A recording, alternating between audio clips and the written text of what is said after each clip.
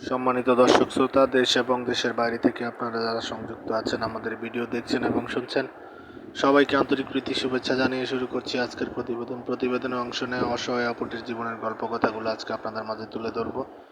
আপুটি কেন এসেছে প্রতিবেদনে তার বিস্তারিত আলোচনা থাকছে। আপুটা দেখতে খুবই চমৎকার, ওনার গায়ের রং ফর্সা, উচ্চতা 5 ফুট 3 ইঞ্চি, স্বাস্থ্য মিডিয়াম, পড়াশোনা বেশি দূর করতে পারেনি, ষষ্ঠ শ্রেণী পর্যন্ত পড়েছে। উনি ওনার পরিবারের বড় মেয়ে, ছোট একটি বোন আছে, বোনটি মাদ্রাসায় পড়ে, বাবা ছোট মুদি দোকানদার ব্যবসায়ী, আর ওনার মা গৃহিণী। বর্তমানে একটি প্রাইভেট কোম্পানিতে ছোটোখাটো পোস্টে চাকরি করে, ওইখান থেকে যা স্যালারি পায় উনি নিজের খরচ এবং তার একটি 4 বছরের বাচ্চা আছে।